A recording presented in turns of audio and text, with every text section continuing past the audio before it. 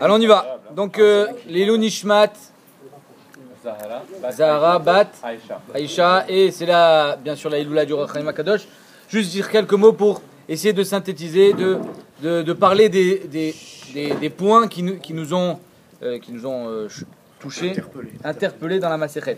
Alors moi, personnellement, la première chose qui m'a interpellé grandement, et on l'a vécu ensemble, c'était Daf Yud Aleph, une marloquette qui traite d'un sujet, on va dire, assez important, et toutes les religions l'ont traité.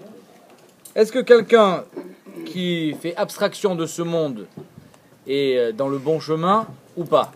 C'est-à-dire que est-ce que Akadosh Baruch Hu, Dieu, la divinité qu'on se fixe, n'importe comment on l'appelle, est-ce qu'il attend de nous qu'on fasse abstraction du monde qu'il a créé, ou bien il attend que non, le monde il a été créé pour en profiter. Donc je ramène la marloquette qui dit comme ça. Amar Shmuel, Kol hayoshev beta'anit nikra chote. Shmuel dit tout celui qui est beta'anit, ben c'est une faute. Il a même un pasouk. Savar ki aitana detanya Rabbi Lazar Akfar ve'Ribi Omer ma Talmud lomar ve'kiper alav me'asher chata la nefesh ve'chi. On parle du nazir là-bas. Ve'chi bezen nefesh chata ze. Quel est le chet du nazir?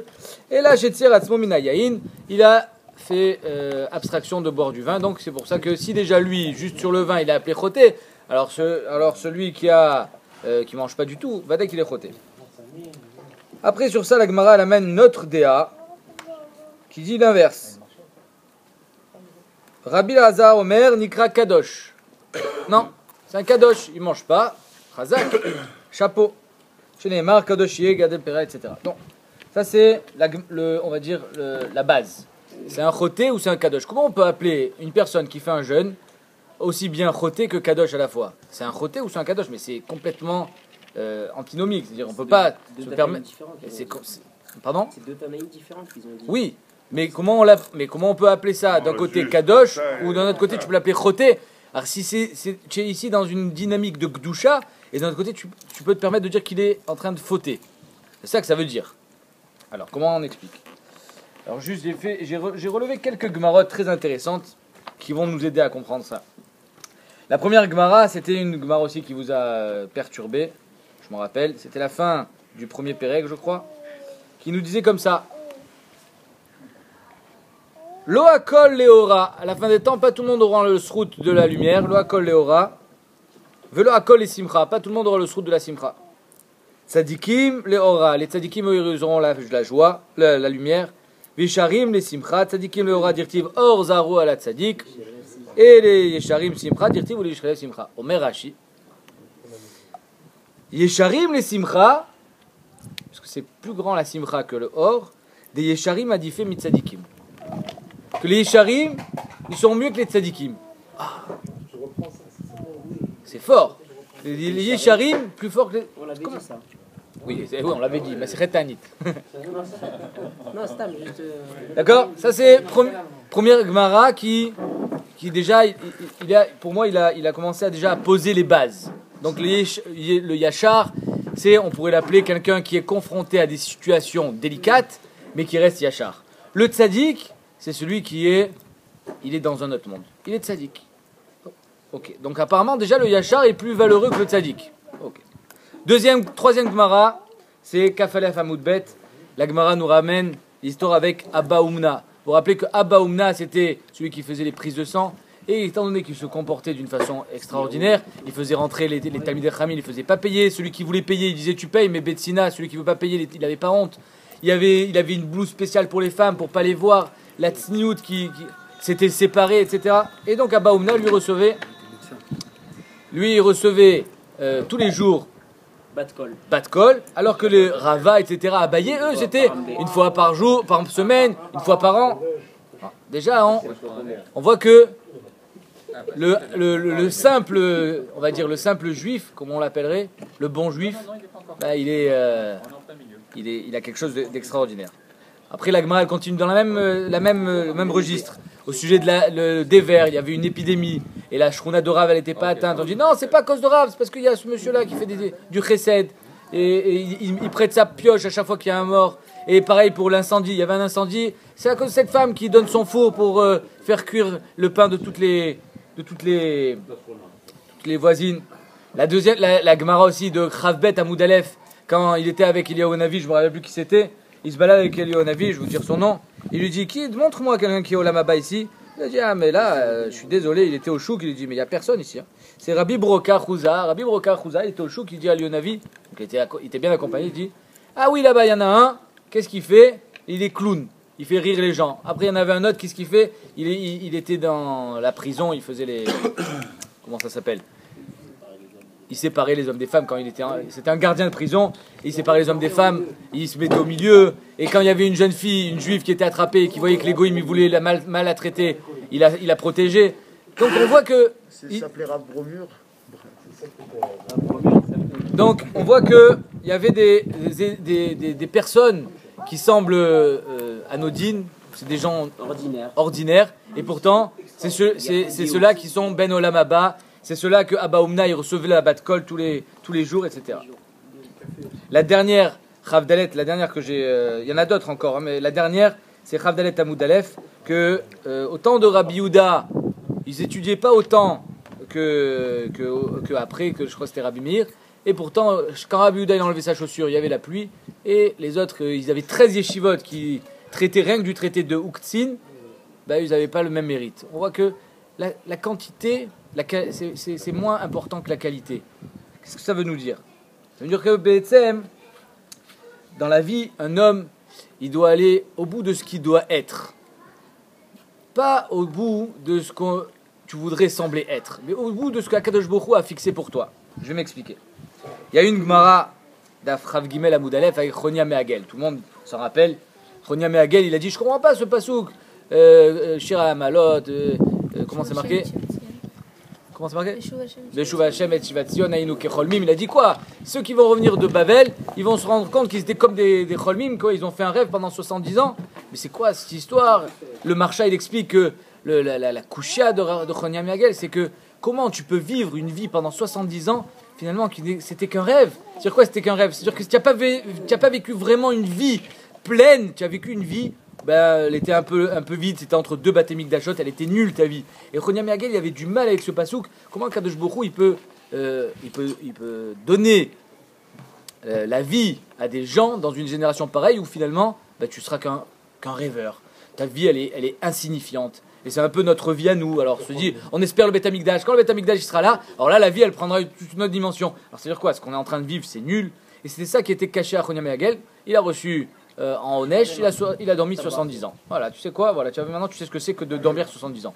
Mais c'est quoi le Messer? Le Messer, je pense, je me permets de dire que le Messer, il est comme ça.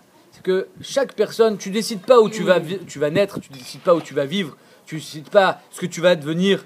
Bon, tu décides ce que tu vas devenir, mais grosso modo, les grands axes sont déjà tracés et tu sens dans la vie que tu dois aller dans une certaine direction ou une autre, mais dans la direction qu'Akadosh Baruch Hu a prévu pour toi, c'est là où il faut que tu sois le meilleur. Il faut que tu donnes le meilleur de toi, et tu peux être un simple Abba Oumna, un simple Oved, un simple clown ou un simple gardien de prison, mais tu seras Ben Olam Abba, tu seras, parce que tu auras donné le meilleur, tu seras exactement ce qu'Akadosh Baruch Hu attend de toi. Je relève une autre Gemara qui était aussi Chavdalet, que Eliezer Ishbirta, tout ce qu'il avait dans la poche, dès qu'il voyait Gizbarim en train de tourner pour ramasser l'argent, tout ce qu'il avait dans la poche, il donnait. Et la Gemara raconte qu'il était là au marché pour acheter la Nedounia, la dot à sa fille, et il a donné tout son argent, etc.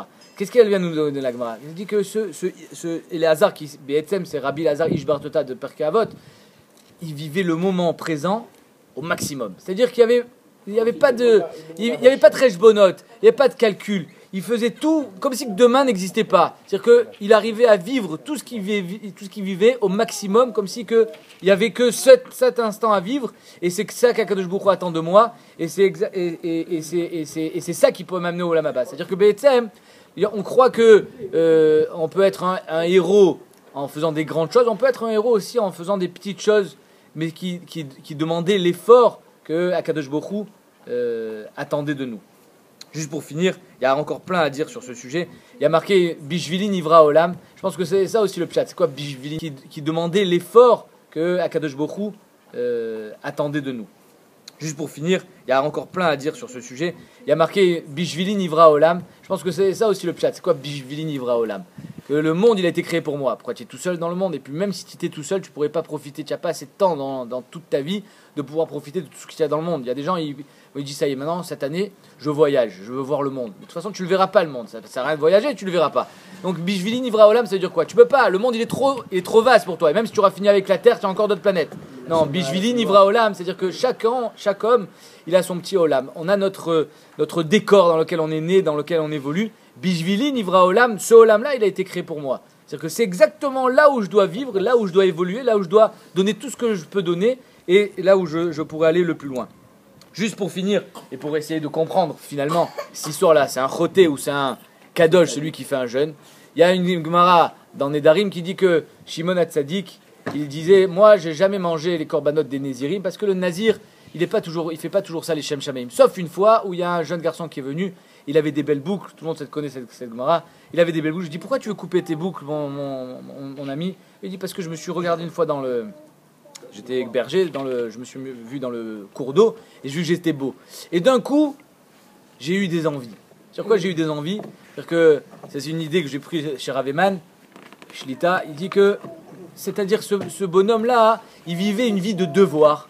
C'était toujours une vie de devoir pour lui. Je dois faire les choses, je dois être manière tefilin, je dois faire la tefila. Et puis d'un coup, quand il a vu qu'il était beau, il s'est dit, mais finalement, j'ai aussi des droits.